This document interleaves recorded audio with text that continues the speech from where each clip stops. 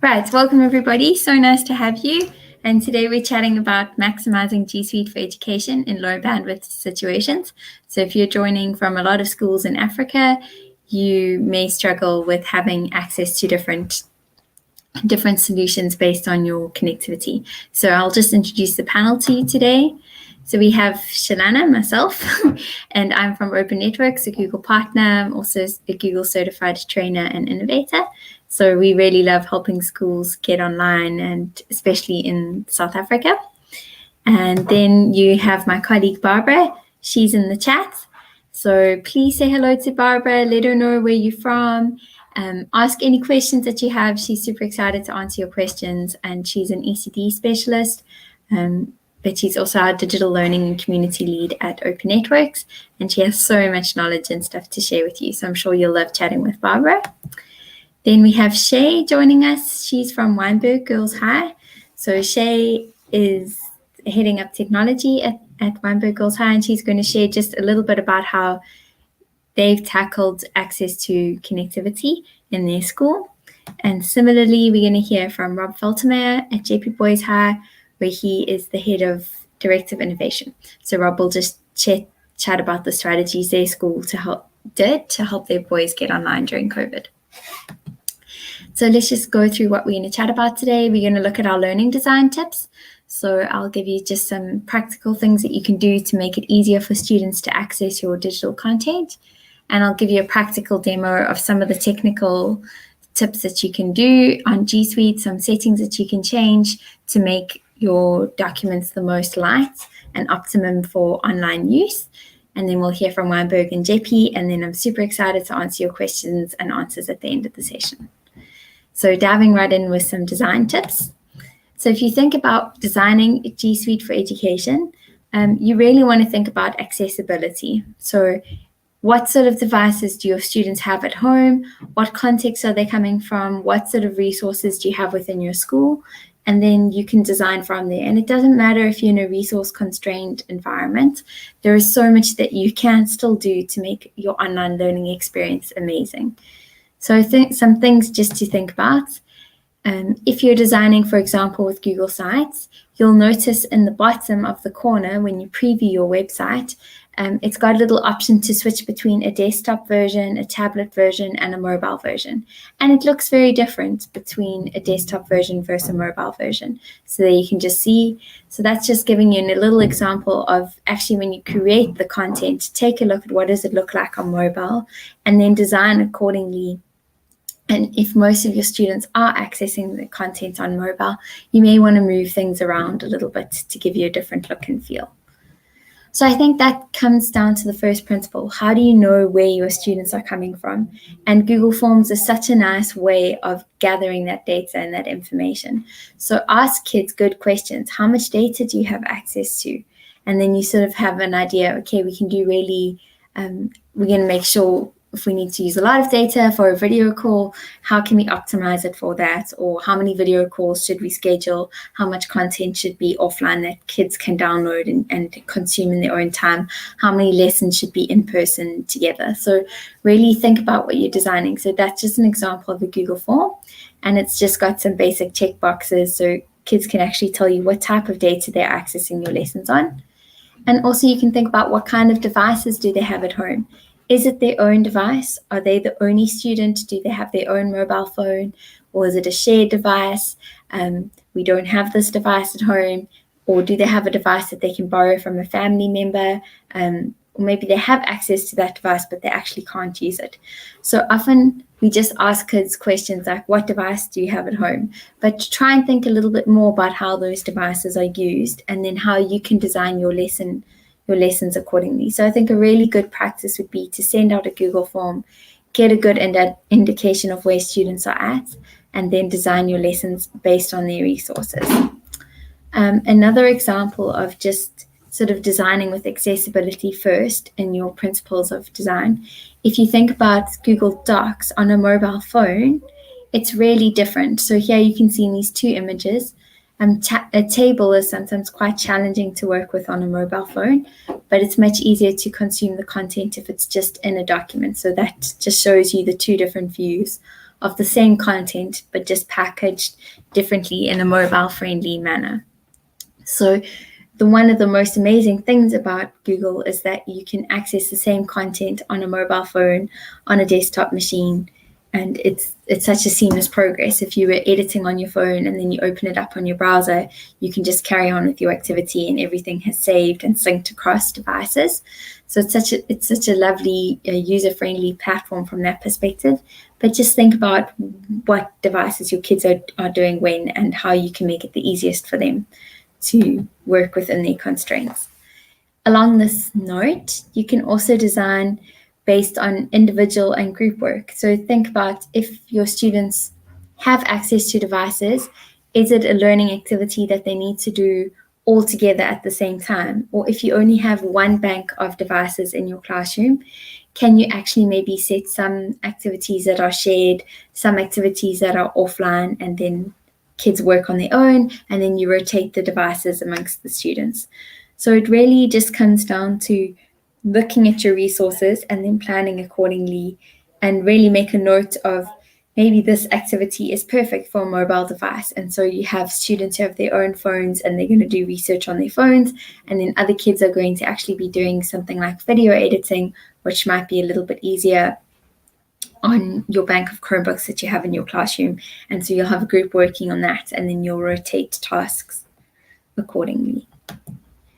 I think what's really important, especially during a global pandemic like COVID, where we're dealing a lot with isolation, is to foster deep learning relationships. So if you are going to share digital content with students, don't make it you standing in front of the students lecturing for an hour on Google Meet. Rather, pre-record the video content that they can consume in a data light friendly manner. So maybe upload it onto YouTube and it's optimized for video consumption, and that can be a pre-recorded lecture. But then set aside some time for Google Meet to meet together as a class, to chat, to discuss, to really bring in that social aspect of learning. So use your video call lessons and your in-person time to build strong relationships, and then send content and knowledge that you want kids to consume via other platforms. I think one of the challenges that students have is that learning online and really sort of having a more flexible approach to education, not just the bell rings, everyone's in this lesson, everyone's doing the same task at the same time, the bell rings and you go to your next lesson. We're going to approach where a lot of learners are sitting at home, and you need to reinforce self-discipline. You're going to access this content at this time because that's when it's easiest for you from a data connectivity point of view. It requires discipline and ways to encourage kids to learn. So make it exciting, make it as fun as possible so that learning is something that they want to do. And then really just check in with them, give them feedback, but remind them to build that strong character and the self-discipline. One of the challenges some teachers shared with me at the start of sort of South Africa's lockdown was that they wanted the kids to access resources offline. So kids were connecting sort of once a day and getting their resources, and they might be connecting at like 6 a.m. when data was a lot cheaper, and then working offline during peak data charge time periods, and then connecting later on during the day and carrying on with various learning activities a teacher has set. And I think that's such a nice way of being cognizant of the struggles kids may have with connectivity. So if you think about digital content, one of the really strong factors about it is that if I make a change to a learning resource, it live updates and everyone has immediate access to that change. But if I've got kids accessing content at specific times based on connectivity challenges, I need to just be cognizant of that. So if I'm going to update notes or post notes, I make sure that it's done at a specific time that's optimized for when they are able to connect and when downloading and uploading may be most cost effective for them. And you can do the same with setting deadlines for students submitting assignments. I think one of a really nice tip is that if you download a Google app, you've got a lot of improved access offline. So if you're working on a mobile phone, for example, YouTube allows you to download videos, and we're going to have a look at that in our practical demo session. So just encourage kids to put the mobile apps onto their phone. It does have a much better workflow process rather than just accessing everything via the web. So that rounds off our first section, and let's dive into some demos and looking at some tools and tricks that you can do on Google Slides and Google Docs. So I'm going to just exit the presentation quickly and actually do a live demo for you so that you can see where to go on your screen. So first tip is if you dive into Google Drive, you can actually go in and set up your device for offline access. So if you click over here in the top right-hand corner, you'll see that there's a little settings gear. So you can click on that settings gear and open up your Drive settings. And then there's a little checkbox over here that says offline access. So actually tick on that, and then you'll have access to all your documents offline. So any Google Docs that you've created, sheets and slides, they'll actually be available offline. So that's your first tip, is to actually turn on offline access on Google Drive. And then if you have a document, for example, let me just open up this Google Doc. You'll notice that there's a little bit of updates that happen on the corner over here. So it tells me that all the latest changes that I've made have been saved to Google Drive. So that's your little document status that uploads. And if you want to just triple check that this is available offline, it does sync your most recent document. You can say, click over here on your file menu and say make available offline. And then you'll see it says document now available offline. And then you have this, if you hover over here, it'll tell you the document is ready for offline use. So if you just want to double check, sometimes if I'm going out and I know I need to work on a document, flying is a great example. I'll triple check that everything is available offline and ready for me to go. So that's your first tip, change your Drive settings, and then on the actual documents in your file menu, you can check that it's ready for offline use. All right, let's have a look at some other settings that you can work with. So for example, Meet. So if you just type in meet.google.com and you're in any meeting that you want to work with. So let's just join. So once you've started your meeting,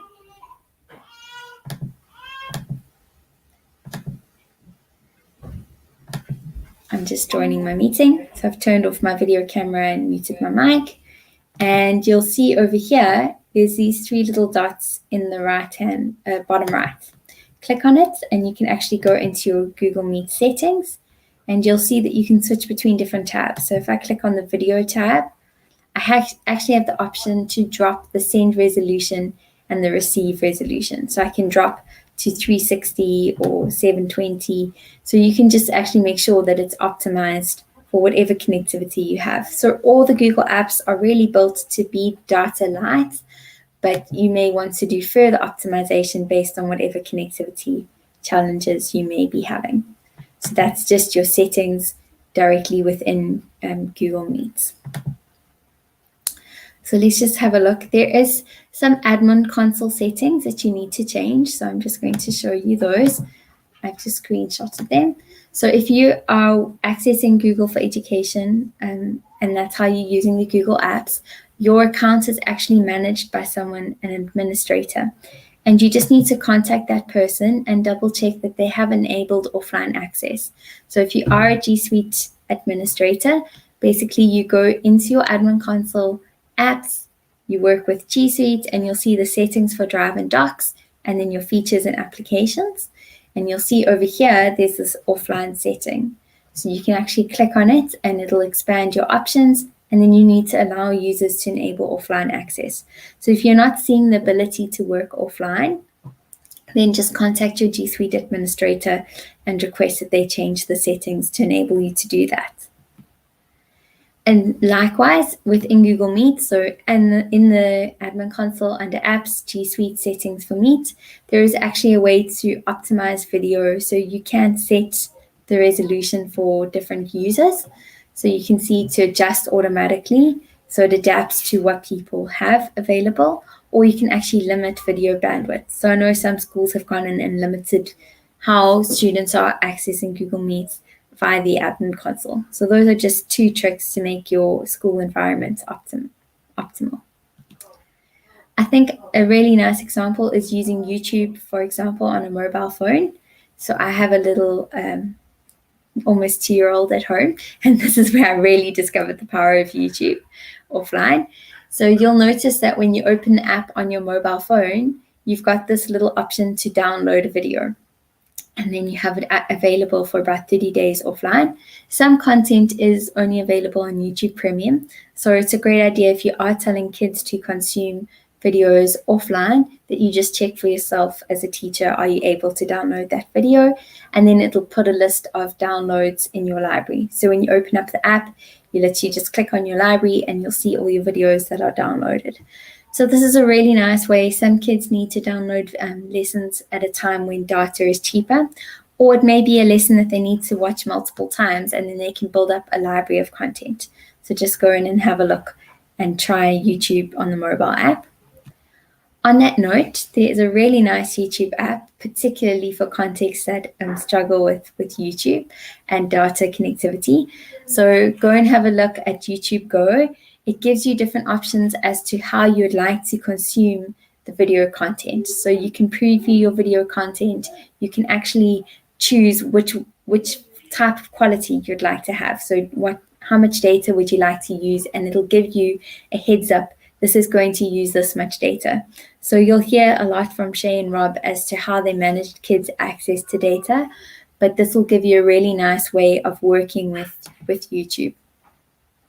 So yeah, it really gives kids a lovely control as to how much data they're going to be spending when they're working with YouTube, as well as allowing them to preview the videos. So if you're a teacher and you're looking for video content and you actually don't have a lot of connectivity yourself, you may want to just do a quick preview of a lesson material and go, okay, this is actually the video that's going to be perfect for my lesson.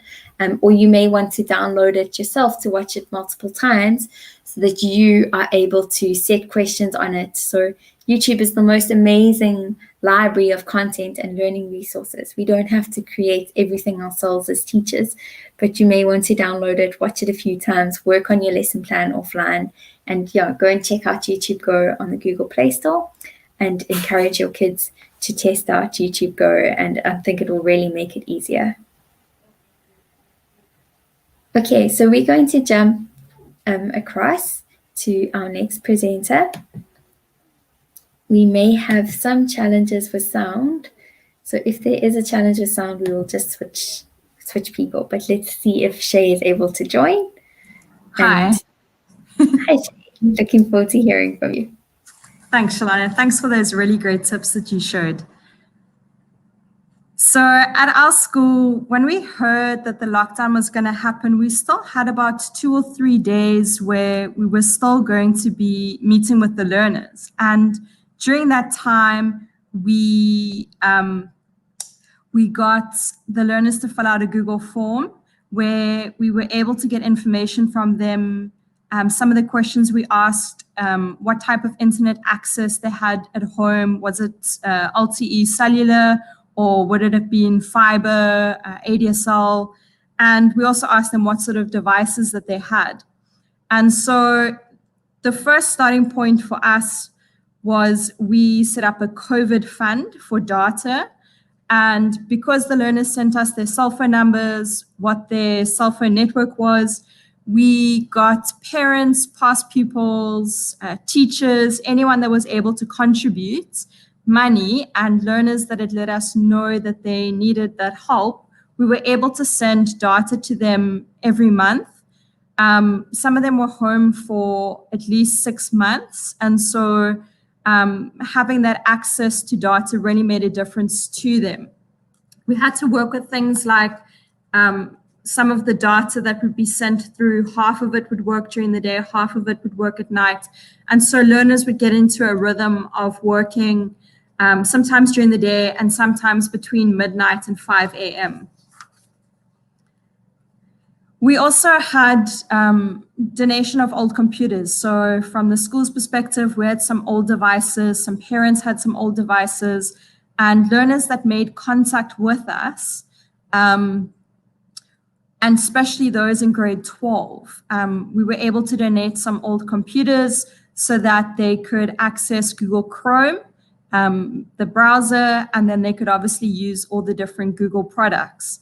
We showed some learners how they could access the data that we sent to their cell phone, how they could create a hotspot.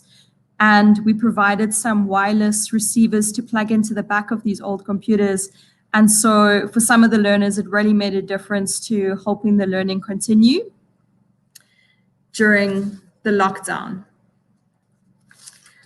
As Shalana mentioned earlier, one of the great things with Google is being able to take things offline. And for some of our learners, this is a challenge in normal situations where over the weekend they would need to take their Google Docs and slides offline and then sync them up again when they come onto the school property. During lockdown, they would often work offline and then just connect once a day to upload their documents to Classroom and download the new work.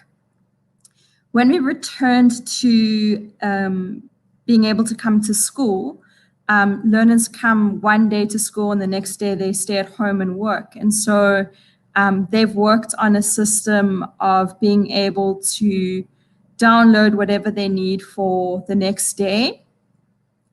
And they can then reconnect when they return back to school. We also encouraged our learners to do software updates when they come onto the school property. Do a check. For example, most of our learners have Android cell phones, and so they can do a little scan for the Play Store, check what Google Docs, Slides, Classroom, all those things that need to be updated. Get the updates done when they're on the property with really good internet access, so that when they are taking things offline, they're not having problems with their devices. Yeah, zero-rated websites. So at the start of lockdown, the government contacted schools and they told us about different educational websites were going to be zero-rated, meaning that it wouldn't use data to access.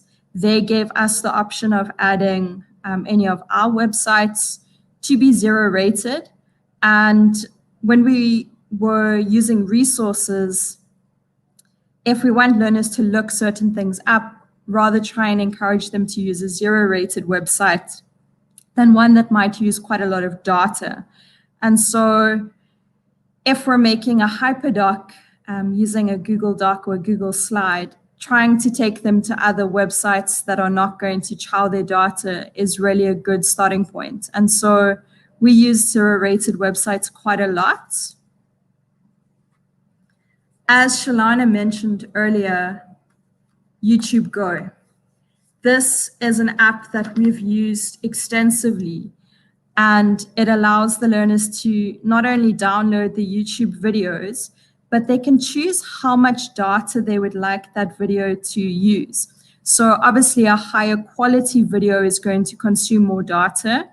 And so learners will find out from their teachers, do they actually need to see all the content that is in that video? If they don't, they can actually download it in the lowest resolution and they will have access to the audio that they can listen to.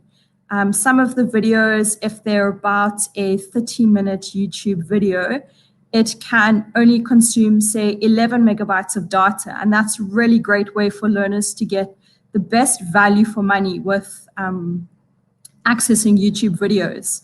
One of the websites that was recommended to us through YouTube is Africa Teen Geeks, which offers lesson content being taught. It covers the South African curriculum and it focuses on STEM subjects. So computers, science, mathematics, biology, accounting.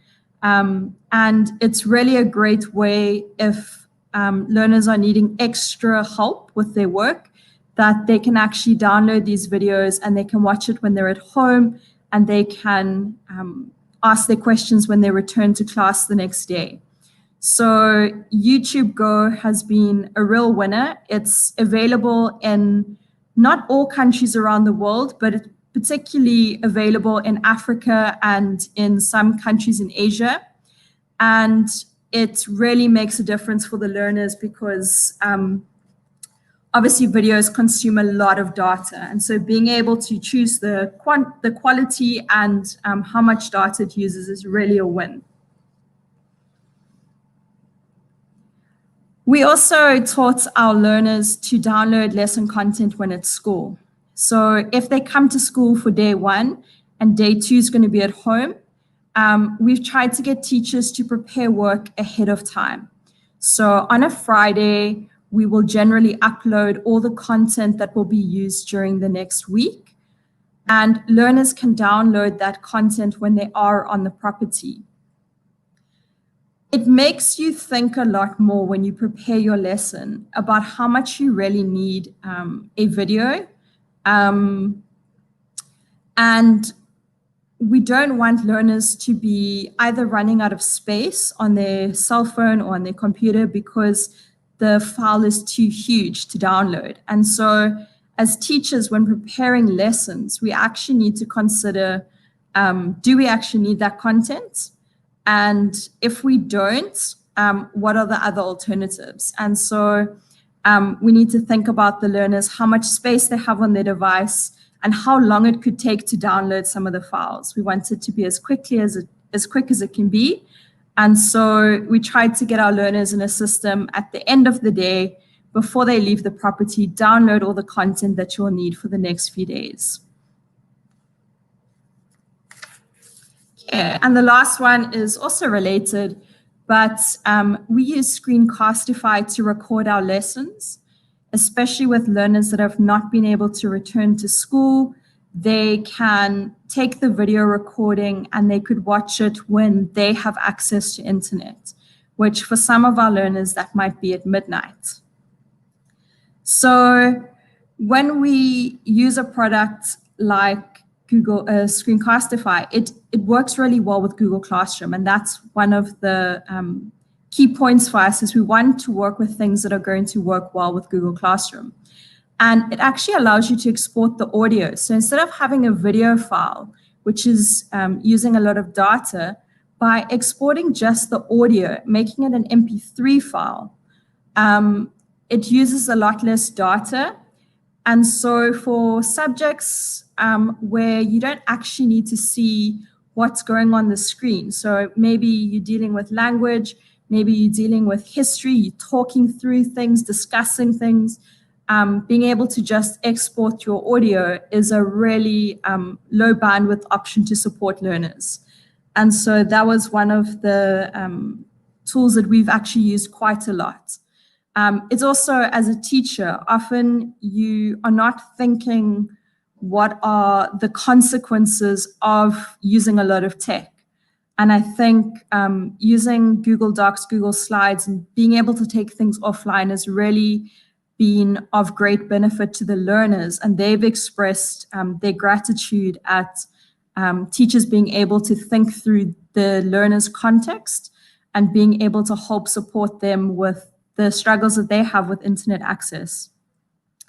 I'm going to hand over to Rob now, and he's going to share some of their offline stories from JEPI during lockdown. Yeah, hello. Good day, everyone. My name's Robert. As mentioned by Solana, I'm the Director of Innovation at JEPI High School for Boys in Johannesburg. I have to say a lot of what Shane mentioned has a lot of parallels with what happened with our school going into lockdown and subsequent to that. But essentially, my sort of focus will be a little bit more on our overriding school strategy, and also bringing in some of the similar things that have been mentioned by Shalana and Shay and how it fitted into our particular scenario itself. We'll talk a bit about our COVID data fund, how we used Chromebooks. For those of you who don't know what Chromebooks are, they are a Chrome OS device. Also, how we use Google Docs online, and then also some ideas and thoughts about image and video quality when it came to doing online lessons. And then very similarly to the last time I was on, talking a little bit about the pedagogical or the science of teaching approach when it comes to planning for these online, offline lessons, if I have to put it that way. Very similarly, just before lockdown occurred, we had about 3 days before the country had to put in its COVID measurements. And we had a very informal sort of data collection through Google Forms of what the type of devices our students have, what their internet capacity is, what their internet sort of data monthly allocation that is given to them as a household or as an individual by their parents. And we then took this information and realized that we are in a very fortunate position that about 95% of our students had a device at home, and of that, 90% had a fairly stable internet connection. But we had the approach that we didn't want to leave anybody behind. So we realized we needed to put some policies into place to actually help those students who either didn't have a device or didn't have a stable internet connection, or very similarly to what Shane mentioned and Shalana mentioned, that if there's maybe only one device in a household and the students could actually only use that device perhaps in the evenings once the parents have done their work for the day. And also sometimes very early in the morning, if you had one device and there were two breadwinners at home. And so you had both parents having to use a single device. So we had to take into consideration how we could assist, and also to take into account if there was any financial difficulties, because we had some people who had a massive pay cut or some people who lost their jobs, but we wanted to assist those students so that they wouldn't be left behind. So we had a COVID data fund that was set up, which then allowed for us to actually send data to those students who actually needed it. And this was all helped and informed by this informal Google form that we sent out to try and get an idea of those students who actually needed assistance. The interesting thing about this is that you'll find that your students are probably the best at figuring out how to use data in the most conservative way as possible. They pretty much know what device, what apps, and what ways data is being used, and they know how to turn it on and off and actually use. We also found that when it came to payment of data, where some parents could afford it, they maybe the kids understood and the school understood, but perhaps they didn't understand how out-of-data bundle rates work, or buying data versus daily rates versus monthly rates, so that it would sometimes be cheaper to buy an unlimited daily bundle, especially if they had a lot of lessons and videos that were coming through in one particular day, as opposed to buying monthly data where there was less megabytes available for them to take part into these lessons. So if you find yourself in a very similar circumstance, I highly recommend finding out what devices the students have at home, and also what their particular situation is home, either having a stable internet connection or whether they have limitations in the amount of data they can actually use. We're also in a very fortunate position that the school had 75 Chromebooks. For those of you who don't know what Chromebooks are, they are effectively a Chrome operating system driven laptop type device. And we were able to sign out these devices to our students. Everything on it works with Google and Chrome, and it's really well integrated into Google Workspace and the different educational apps that we used. And it can be used offline if settings are put into place, very similar to what the settings were shown from Shalana earlier on. They are relatively less expensive than smartphones. And if you don't know about them, I highly recommend you do some research on them. They are a fantastic device when it comes to actually integrating into our school. And so we took these devices and signed them out to those students who didn't have a device, or perhaps there was a household where they had 3 brothers and the parent only had 1 device, so they could at least then have devices to carry on with their schoolwork so that they wouldn't be left behind. One thing that we found quite early on that we had to take into consideration as teachers is that when you are uploading images or videos, we as teachers just need to be cognizant of what we are uploading and if it is really relevant or if it is really not relevant. If you have an image that needs to be sent up, try and see if you can find one that's not as in-depth when it comes to resolutions, or if you've got videos, are the videos really necessary? But then also, once again, similar to what Shay and Shalana said, is teaching your students and teaching your staff how to upload videos, how to watch videos by changing the settings so that they're at a lower resolution. We hadn't used YouTube Go. We weren't actually aware of it until after the lockdown. but it's now an app that we are currently using, and it really is fantastic, just to help those households when it comes to data issues and they need to conserve the amount of data that you have.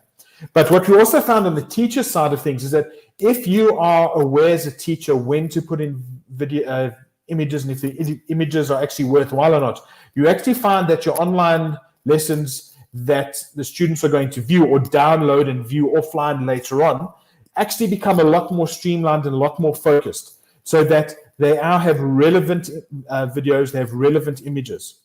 Obviously, you also need to know about your subject. For example, we have visual art, and where the students have to actually look at works of art by famous masters, and they need to be at a higher resolution in order to facilitate the curriculum. So in those cases, know when you need to have a higher resolution image and when a standard one will actually do fine.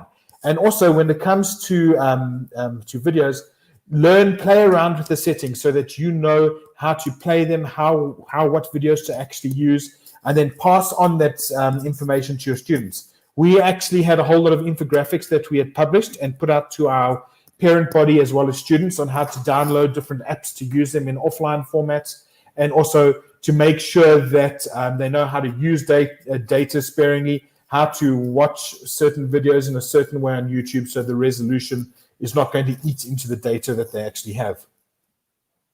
Another great tool that we had was using the offline function for Google Docs.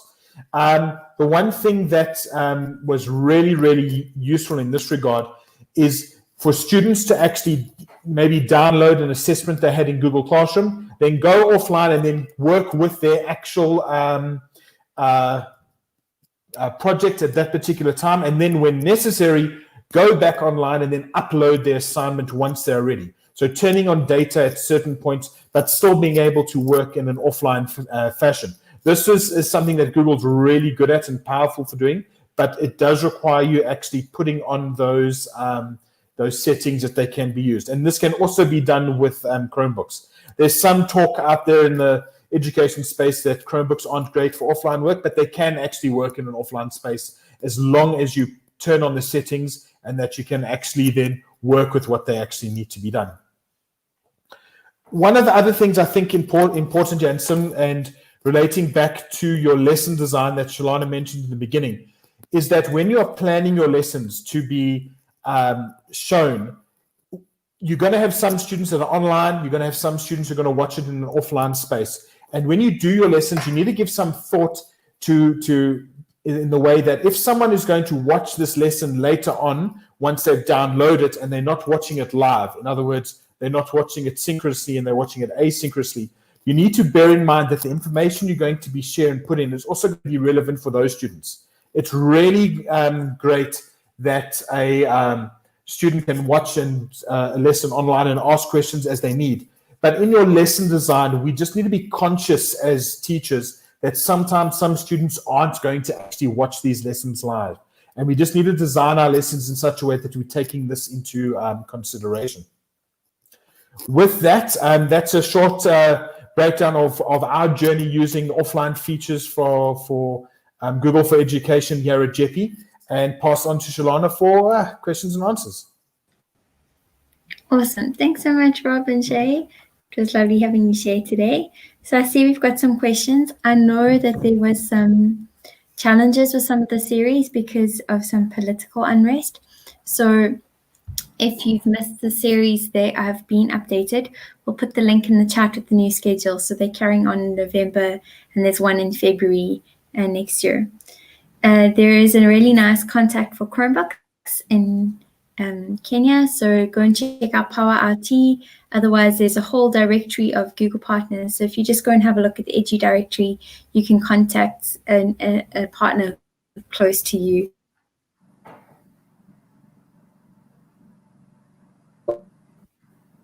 I'll just show some things that you can do. So let me just go and have a look. So if you are searching for images, like Rob said, you may want to search an image that is a smaller size. So if you go to your search and you click on tools, you've got this little filter over here to filter by size. So you can find different image sizes. You can also go and have a look at compression software. So if you've got like unlimited free, a really big file size free image that you're using that's not breaking copyright, then you can actually go and take a screenshot of that image, and you'll get a really nice quality screenshot, and you also won't be breaking copyright, and it'll be a lower res when you're placing it into your presentation. So if you do need to make images smaller, tip is coming from Barbara in our fact channel chat, and she also says if you're on a video call, tell people to turn off their video feeds if you don't need video feed. So it's really nice. You can say, hey everyone, turn on your video, give us all a wave, and you see each other, and then you say, okay, we're going to turn off video, and we're just going to chat verbally for those who are struggling. All right, I think I might be breaking up a little bit, so I might need to change channels, but Rob and Shay can fill in. If I'm not breaking up too much, I will just show you an example of that home learning survey that we were talking about. So if you're creating it in Google Forms, you've got this option over here where you can fill in your name. So it's always a great thing to ask people's names. So short answer text is always the best for filling in names. And then you can use different types of questions. So if you want to filter your responses by grades, it'll drop down, will just give you a little filter menu of drop down. So say this is for primary school, you might do grade 1 to 7 and specific classes. And then if you want to ask questions and get kids to give you a longer description, for example, describe how many people live in your house. Like, is it family members? And you can ask for a paragraph question. Oh, is it not sharing? Hold on. Let me just share my screen. Sorry.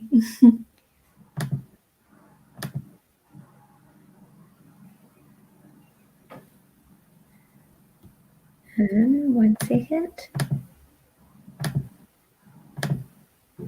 There you go. Sorry, I'm chatting to you about Google Forms and it isn't actually on the screen. So it should be showing now. There we go. You can see a Google form. Okay, so if you're in a Google form and you want to set up a nice home learning survey just to see how your students are doing, then go and have a quick look on the form and you can actually set up different types of questions. So here you can see a short answer, great way to collect names. Drop down if you want to filter by grades, your different responses, similar for classes.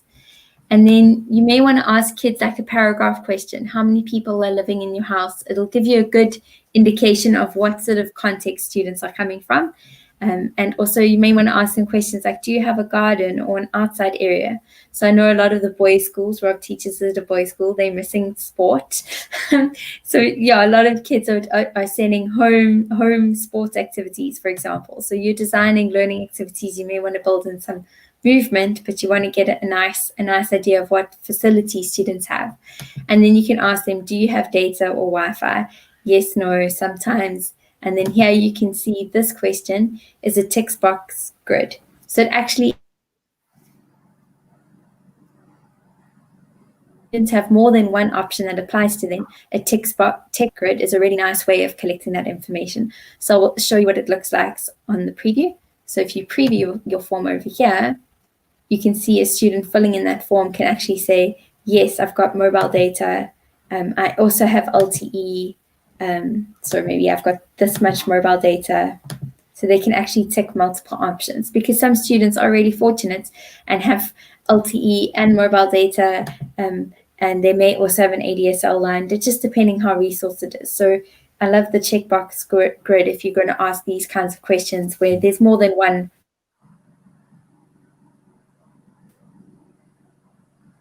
right answer. An example of setting up a home where what sort of scenario students are coming from. And I love the solutions that Rob and Shay showed you with sending through different types of content based on kids' data needs, setting up a COVID fund as well. So the search tools that I was mentioning earlier, I'll quickly show you.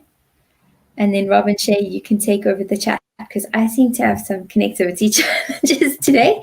So let me just quickly see if the image search will work. Images over here, you've got your tools. And here you can search by size. So that's what I was mentioning earlier. So I'm going to switch connectivity, connections quickly. So Rob and Shay, take it away with some of your other top tips. Maybe you can just chat through some neat tips that you've experienced with your kids. Yeah, no, perfect. So one of the sort of interesting things that we found is using the Explore button in Google Docs and Google Slides. You mentioned the whole aspect about there being copyright-free images, and using that as a way to actually search for images when it comes to projects, and a way to actually also auto-detect what's being done. So in Google Docs, if you've got an online project or something that's being done and you use the Explore option, they've already got some keywords in it. It's a really amazing way to actually search for some copyright-free images, and then inserting that directly and resizing that to a way that you can also adjust the image options so that there's not a lot of data being used in that, and also becoming easier to actually search. I think also what can help sometimes is if you find a video that you need and you actually crop it. So I don't actually need the kids to watch all 20 minutes of the video. I actually only want them to watch 10 minutes. And then you can actually just shorten the length of the video and actually send out what is actually needed. That is a very good option there, because another cool tool is that in the YouTube option, you can actually share a video to start at a certain point. So if there's a long intro, or if there's parts of the video in the beginning that aren't actually necessarily needed, you can share the video to start at a certain point. So data isn't wasted on parts in the beginning that isn't actually relevant. Yeah, you can also do that in Google Slides. Yeah, so I'll show you how you can do that. So if you're in Google Slides and you've added a video, for example, in our slide deck today, we had this YouTube video over here. So if you click on your video, you'll see that this little format options appears. So you can actually go here to your video playback drop down, and you actually can choose how long you want that video to play. So do you want it to start at a specific time point? Which is a really nice way of just making sure that you're giving the kids the exact excerpt of the video that is required for that lesson. I think another really nice way of working with video is if you've got questions, you can actually insert that video into your Google form and then ask your kids questions on that form. And that's such a lovely learning activity. So if you are in a Google form, it's quite easy to add some video. So I'll just go back to the edit screen so that you can see. And you'll see you've got this little option over here to add video, and you can add a video. So say you wanted to tell the kids all about YouTube Go or whatever it is that you needed them to research, you just search for the video.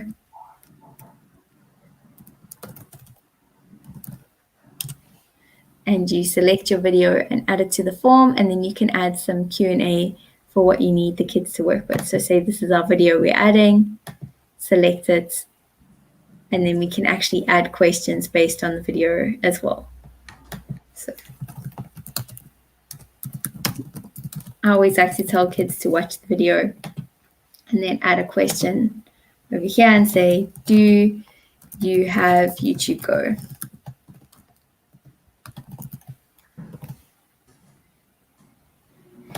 So I think, there's different video compression software that you can work with. And there's also some online video editing software as well. So go in and see ones that link up with your Google account. And if you need to edit videos, and you can compress them, download presentations as PDFs or save them as PDF. And that will also help kids with working with your different video types of content. So let's just show you your download menu. So if you're over here in your slide presentation or Google Doc, you can click and you can say File, Download, and then you've always got this option to export in different formats. So PDF as well is another nice way of sharing that content with students who may be struggling.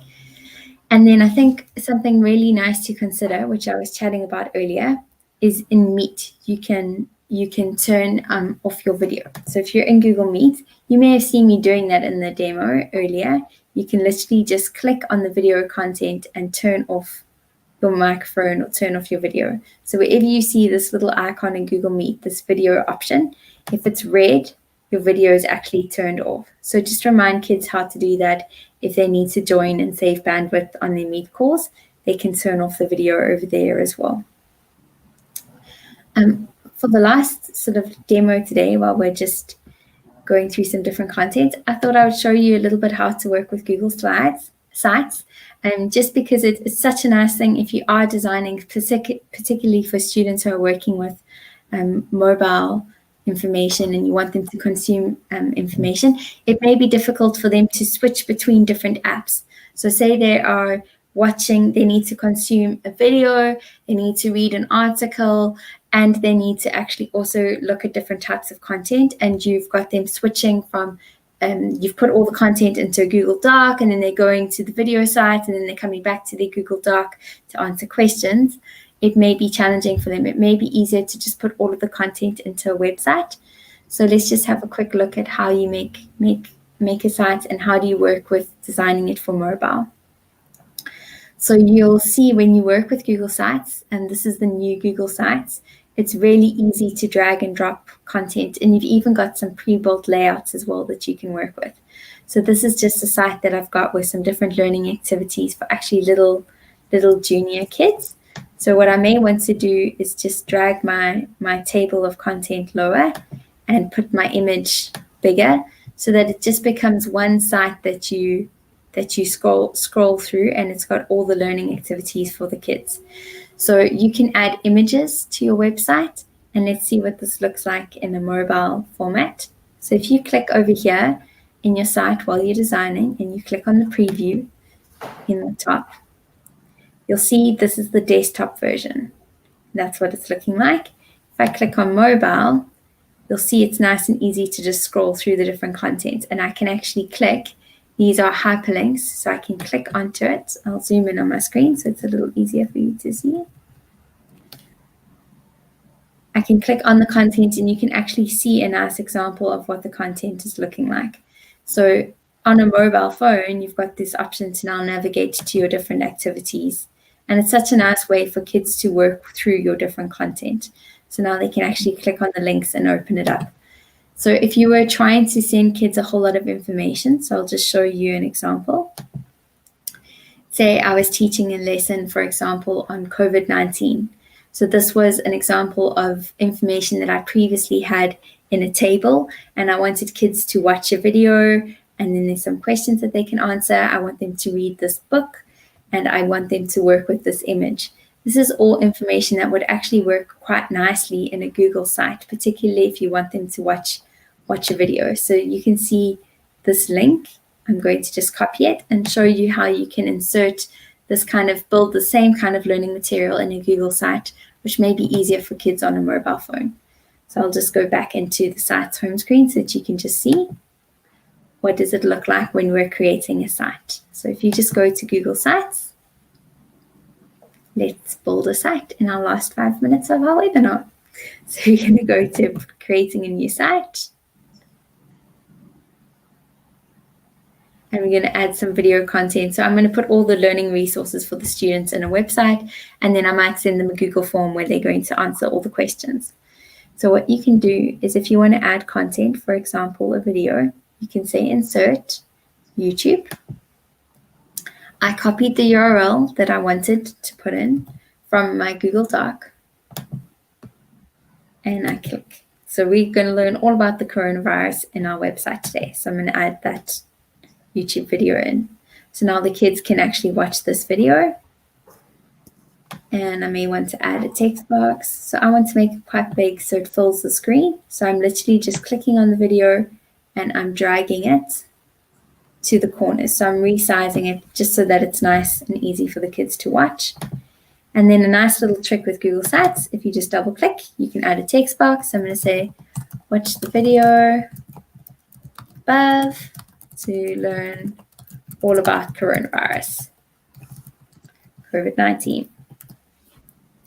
Now, I may also want the kids to read a book. So I'm going to, you can actually embed different sites into a site. So that's a really nice way of getting them to have a look at different information. So you've got this little embed code where you can actually go and embed information as well. Or you can work with different layouts. So you may want them to click on a different link, or you might want to upload content from Google Drive. So I actually think I have that book on Google Drive. So I'll just search for it. So a really nice way of searching to filter is to go file type. for example, JPEG or PDF. So I want to actually filter by PDF. And I want to search for Corona. Oh, it doesn't have it, so let's just search for book. See if it'll pull through. So I quickly filter.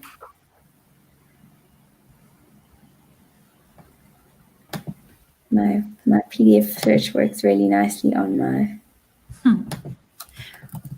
I think I'm using the keyboard shortcuts for a search. Okay, let's just search book Corona quickly. While you're busy searching, Shalana, I found out the other day that if you share the link with the Google site with your class and they access it through their Chrome browser on their phone, they can actually save that Google site as an app on their home screen.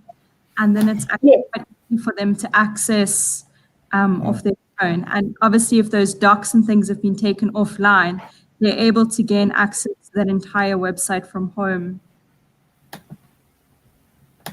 That's a really nice way of searching it. So to just save it offline is such a good tip for kids. So if I just quickly search my recent, it should pull it up. It's loading up my PDF on the side. So it's a really weird name, so that's why it's not actually finding it.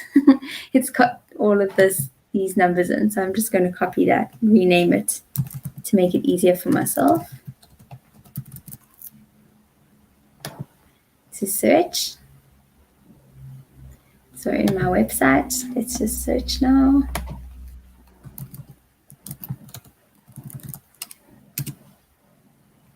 There we go. So I can insert it. And again, you can move it around so that you can see it in different formats. So now it will be much easier for my kids to just consume all of this content directly in one place rather than switching between different apps. So you can see how quick and easy it is just to quickly make a website. So I'll just title my site, demo site. And this is just working with mobile content. So let's have a look quickly what it's going to look like on a mobile phone. There we go. We can watch the content. So this is on a desktop or on a phone. There we go. We can see we've got video we're going to watch. There we can see our book that is shared with us.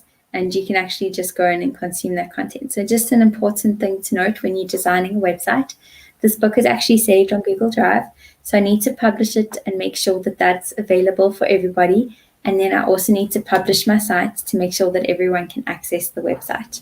So if you click over here on your sharing settings, you can actually share that website out, and that's your publish link. So I'm going to just quickly, I could share it with another teacher to edit it. So I'm going to just publish my site, publish it, and I can say who can view my site. Is it only in my organization or is it anyone? So I'm going to change it so that anyone can see it. Public, done. Publish. And now my site will be public for my kids to view. So that's just a quick example of how do you get learning resources to kids so that you're not saying, hey, go and spend time searching the internet. Put it all together for them in one resource, either in a Google Doc or in a site, make it easier for them to navigate, or put it onto Google Classroom and then let the kids go through and have a look at all of that kind of content.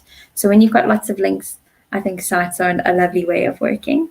I'm going to just cross over and check, are there any more comments that we haven't answered or questions we haven't answered? But thank you so much for joining us today.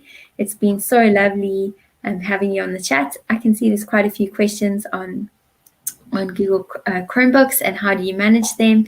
You're going to need some licenses to just make sure that they are secure for testing. But yeah, Barbara's been sharing all of those questions for you. So yeah, get in touch with us if you have any questions. Thanks so much to Shay and Rob for joining us today. It's been really lovely chatting with all of you. Awesome. Thank you, everybody.